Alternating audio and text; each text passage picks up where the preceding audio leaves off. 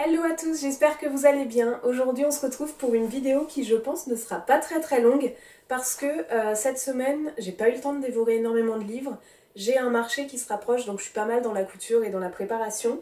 Mais j'ai quand même 4 livres à vous présenter dont un terminé, un abandonné et 2 pas commencés. Si, un à peine commencé.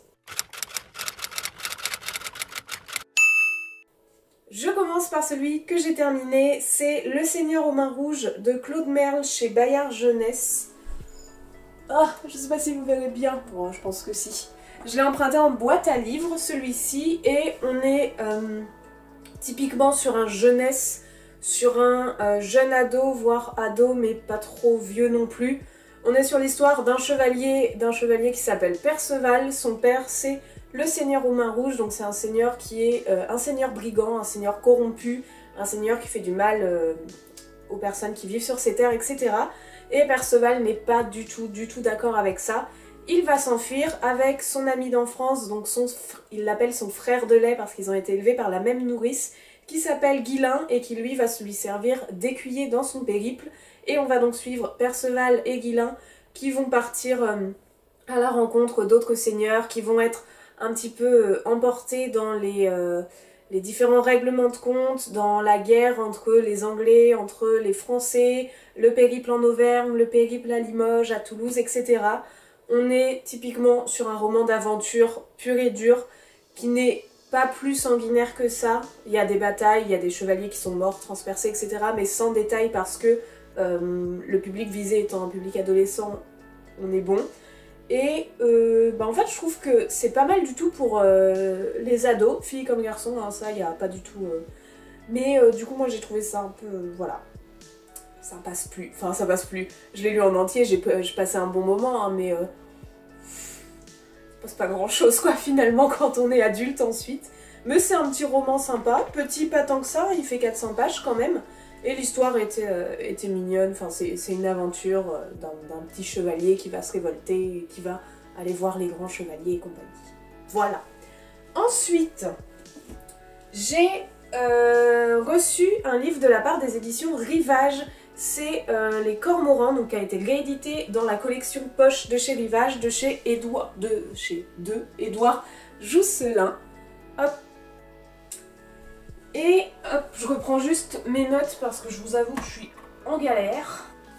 Dans ce livre, on va suivre Vald et Joseph qui sont deux jeunes hommes qui sont nés sur une île où il y a beaucoup de guano. Donc le guano, en fait, c'est la fiente d'un oiseau un peu pingouin, mais pas pingouin non plus. Bref, un oiseau dans les îles qui fait des fientes qui sont très bonnes pour fertiliser la terre et compagnie. Donc en fait c'est leur or blanc comme ils l'appellent là-bas. C'est la ressource qui est la plus exploitée, c'est ce qu'ils ont sur l'île, donc c'est de ça que les familles vivent.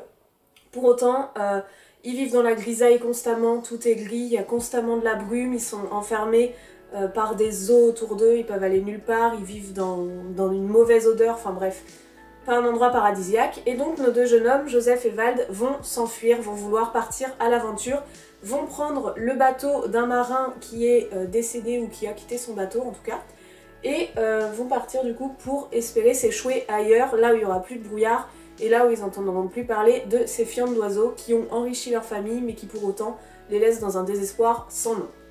En parallèle, donc on va suivre Capitaine Moustache qui nous emmène dans tous ces complots. Capitaine Moustache, il s'agit d'un marin qui est chargé de faire la liaison entre là où il récupère le guano et les deux villes phares. Donc il y a deux villes où elles sont au bon endroit pour pouvoir exporter au monde le guano, le vendre, le garder, etc. Donc il va faire ces passages-là en bateau, emmener et tout. Mais en fait il va y avoir pas mal de complots entre le premier maire qui veut faire tomber le deuxième maire, qui veut s'accaparer tous les bénéfices de l'île.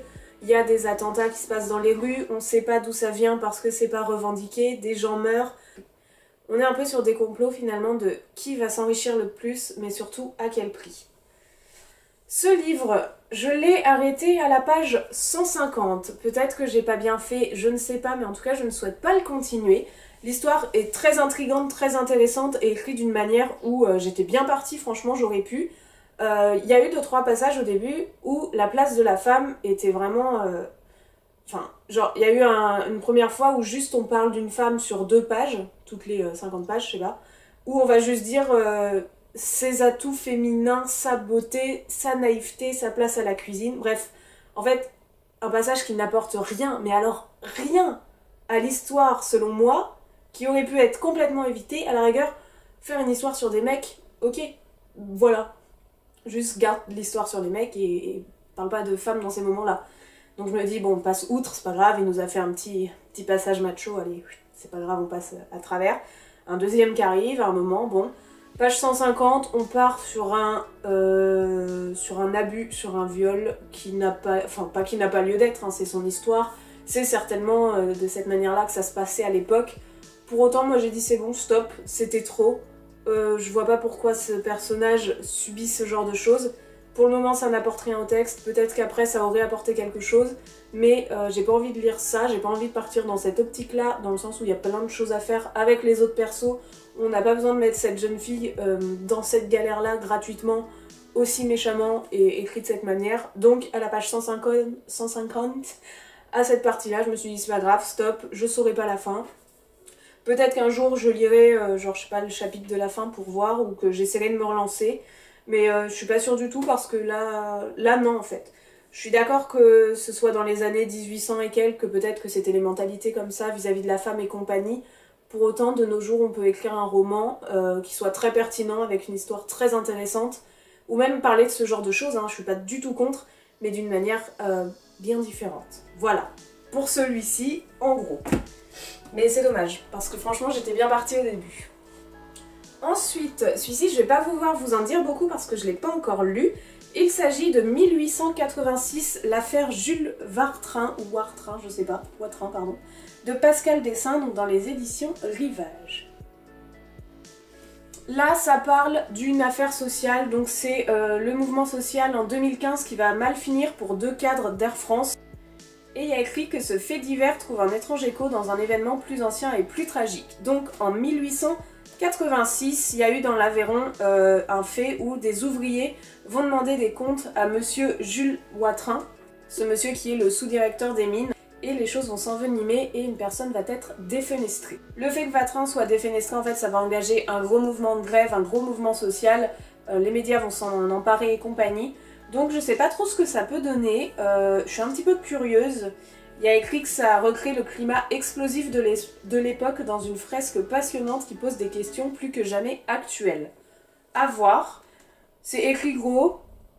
Je vais voir ce que ça... Franchement, je sais pas quoi vous en dire de plus. Je vais voir ce que ça donne et je vous en parlerai mieux après. Et le dernier que j'ai tout juste commencé, je suis genre à la page 20.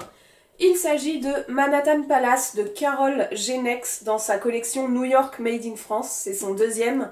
Et dans les éditions Rivage Noir. Ici, on est sur Ici, on est sur un roman un peu d'enquête, je dirais, ou de thriller, je sais pas trop comment le classer. On va suivre le Manhattan Palace, finalement. Un palace à New York qui va accueillir de grandes célébrités, des familles, mais qui va aussi voir des meurtres, des tromperies et compagnie. Et on va suivre un couple qui du coup va se marier, un grand homme, enfin, un homme pas d'affaires, mais... bref, un homme très très riche d'Amérique qui va se marier avec une jeune française qui, elle, n'est pas du tout connue des Américains, mais qui en France est très connue parce qu'elle est influenceuse. C'est donc leur mariage qui va se préparer pour avoir lieu au Manhattan Palace. Et dans ces instants de préparation au mariage et compagnie, on va se rendre compte qu'il y a un tueur qui rôde au Manhattan Palace et qui va un petit peu mettre le bazar et poser des questions dans la mise en place de ce mariage. Ce que je trouve ultra cool, j'ai lu que 20 pages pour le moment, mais en fait pour le moment la personne qui parle, c'est, on a l'impression que c'est le Manhattan Palace qui nous parle. C'est écrit d'une manière genre je suis tel monument, j'ai accueilli dans telle chambre telle personne, j'ai vu passer ça et ça. Et je trouve que c'est ultra intriguant et en même temps ça donne une autre dimension au texte que je connaissais pas du tout, que j'ai pas l'habitude et j'aime bien. Donc à voir où ça nous mène. J'avoue que j'étais un petit peu dubitative, je me suis dit une influenceuse qui va se marier, qu'est-ce que ça peut donner et tout, mais je pense que vu le penchant que ça prend, en fait, on va pas forcément être fixette sur cette partie-là, mais plus sur qui est le tueur, qu'est-ce qui se passe dans l'enceinte des murs qu'on ne sait pas, Et ça me semble pas mal du tout, en tout cas c'est écrit d'une manière assez légère, donc ouais, 32 pages, pardon, pas 20.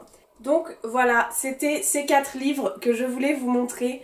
Je sais que la vidéo n'est pas très très longue, mais pour autant j'avais envie de vous en parler avant d'oublier de passer à autre chose ou autre. Je vous parlerai un petit peu mieux de celui-ci quand je l'aurai terminé et de celui-ci quand je l'aurai attaqué.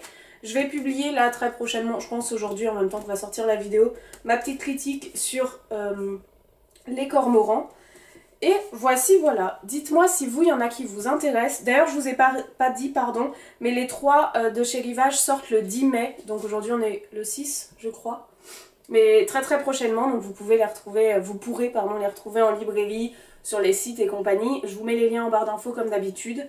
Et sur ce, je vous souhaite une très belle soirée, joyeux Noël, bon appétit. Et je vous dis à très bientôt pour une prochaine vidéo. Ciao!